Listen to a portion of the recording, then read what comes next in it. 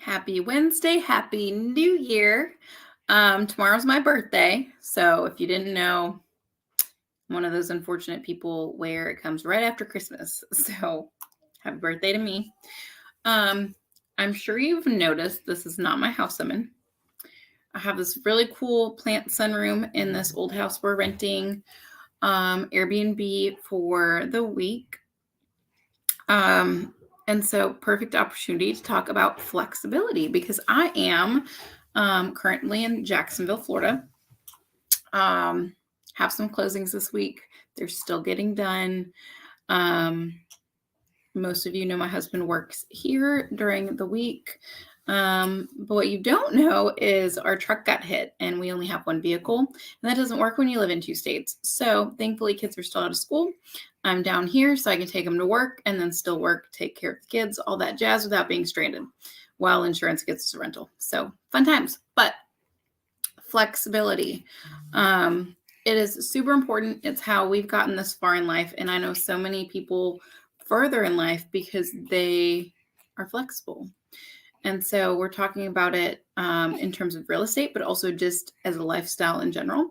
And I hope that this helps a lot of you achieve a ton of goals that you're working towards or some that you may not even think are possible.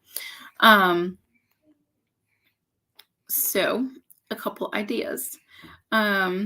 With this, we have been obviously still living at home because I have my firm and I can't just leave. But then we have been renting an Airbnb every week for my husband to live in, and then he comes home on the weekends. And that's a lot of travel, but it's also expensive. So we spend about $1,500 extra a month just on those Airbnbs for him to work. So realistically, about a third of his check just goes to him living down here and not to our family bills. And that's not fun. So we're very fortunate that one of our friends was selling their camper. So we're going to be buying that camper and that'll make it cheaper for him to live here. But then we started thinking, or I did, and he's okay with it. I would like to be able to spend more time here because obviously living separate from your spouse is not fun. And so I'm getting systems in place that'll continue to help our agents when I'm not there, working on getting people as backups so that I can continue to help my clients if I'm not there. I still plan on being there most of the time, but just in case something like this happens, there are people to help, which I have already. My clients are taken care of, but something that is more planned out for more than spur of the moment instances. So then with that, I'm like, well, when we're down here, there's no reason we can't rent our house as an Airbnb. So I'm working on getting furniture in some of the rooms we don't have it yet. So we can do that. And then also, since my husband comes home most weekends, we're like, well, we could also Airbnb the camper on the weekends. So that is an additional stream of income for us that we did not buy anything we weren't already buying.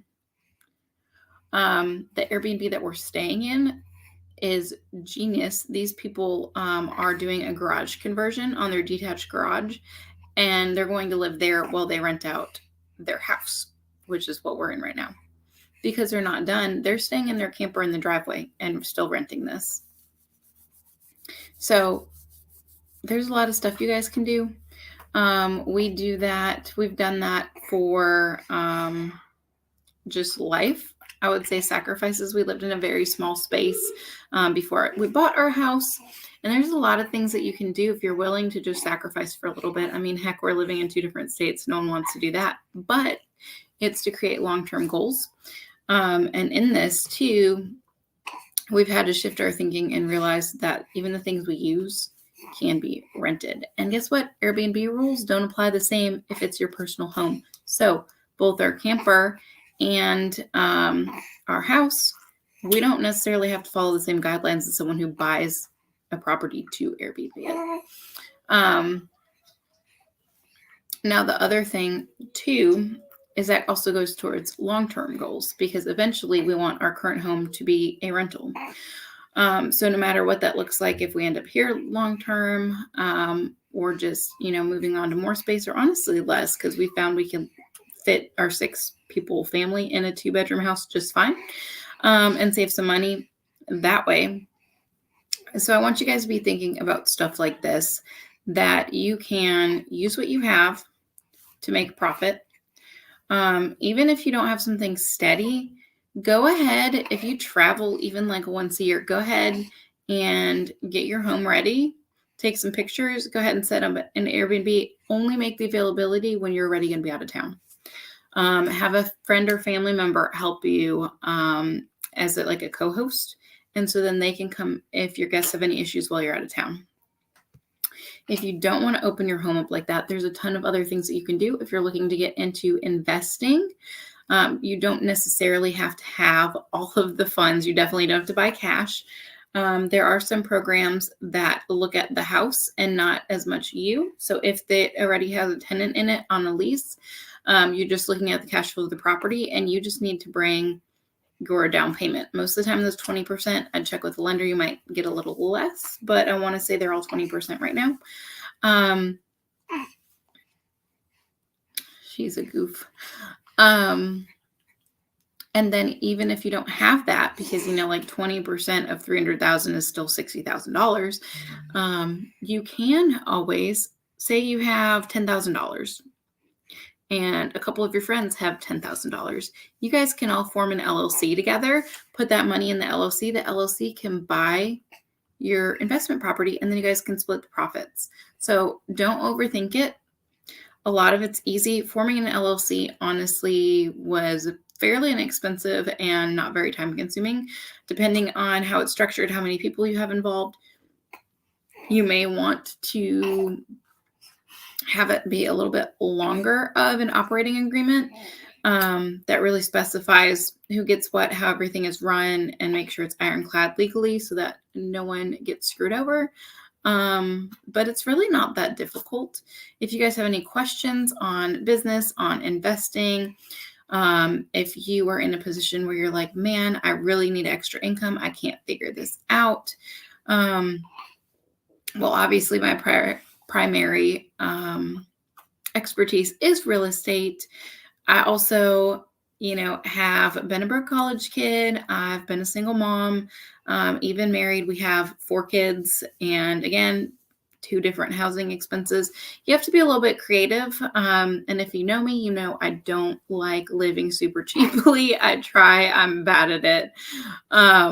So there's always more you can do to create another stream of income. So if you are in that position, you want to learn how, just give me a call, text, message, whatever, and we'll go through kind of what your life looks like and where are some easy ways that we can plug in a new income stream. A lot of these have a pretty low,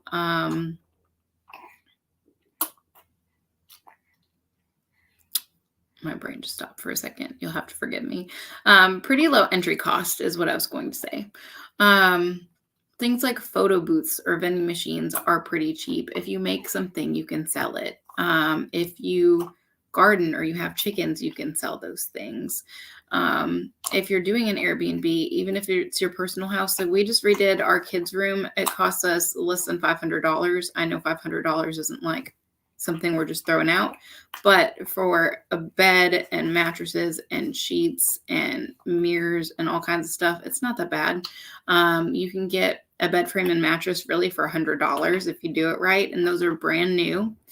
So there's a lot you can do on a budget, and yeah, so here's the flexibility. If you guys need me, I am obviously still working.